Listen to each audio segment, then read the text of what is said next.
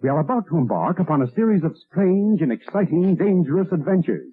Adventures that will lead us to all parts of the world. Hello and welcome to another Bad Comic Review. This time we're looking at Legends of the Dark Knight issue 22. This is from the 1989 series from DC Comics, and this is Faith Part 2, so we're halfway through the story. This is written by Mike Barr, pencils by Bart Sears, inks by Randy Elliot, Willie Schubert, letterer, Steve Oliff on colors, Dooley, Clark, and Helfer did the editing. The cover's really good, and it does relate to what's going on in the book, so that would have got me to buy it back in the day, and I have no doubt that's why I bought it back in the day. Well, the gang fighting is getting worse with the Batman beating up some pushers, and Leslie Thompson is not happy about it. And Batman is, of course, trying to downplay everything. So Batman goes and talks to Gordon, who is still a captain at this point, and tries to get some intel on what's going on. Now, Gordon is getting a lot of flack because the Batmen are basically vigilantes, but street level, so they're going around with hand-to-hand weapons, beating the crap out of pushers. That does create a lot of problems in the media, and he's getting a lot of crap from the brass not to let this happen. Gordon is also upset because a lot of the people involved in this are basically teenagers, and he doesn't like that they're involved in this because they should be in school and not in juvie, and he thinks that Batman is abusing them in a way. But Batman really isn't running the show, he's just sort of allowing them to function. Now, the Batmen are doing some good. They are helping old ladies and keeping the neighborhood safe, and generally speaking, a lot of the citizens don't seem to mind them too much. There are people like Leslie that are very against them, but others see them as a net good. But John, their leader, is having all sorts of manic issues, and he is obsessed with Costas. So he thinks Batman wants him to go kill Costas, and he's got a gun just for that. So when Gordon goes after Costas, so do the Batmen and the real Batman. And it is a shoot-to-kill policy for the Bat. Unfortunately, things go pretty askew here, and there is a pretty brutal knockdown drag-out between the cops, Batman, and Costas men. Dr. Tompkins has to deal with that fallout as well. But when the Batmen show up at the hospital to deal with Costas, Batman's in the way. And we're left with a cliffhanger ending, as you would expect. Overall, a really solid story, pretty fun, really good art. I'm not a giant fan of Bart Sears, but I can recognize the talent. And over the years, his style has grown quite a bit on me, so I did like it, and I'm looking forward to reading part 3. So we'll see how it wraps up next issue. So a good story, solid art, and a really cool cover. It all comes together, and so if you get a chance to check it out, I would recommend the storyline so far. I'm having a lot of fun with it. That's going to do it for this one. Thank you so much for listening and supporting the channel. If you enjoyed the video, please hit the like button, and don't forget to subscribe so you don't miss future reviews. If you'd like to help the channel out in other ways, links are in the description to various support methods. And as always, we hope to see you on the next one.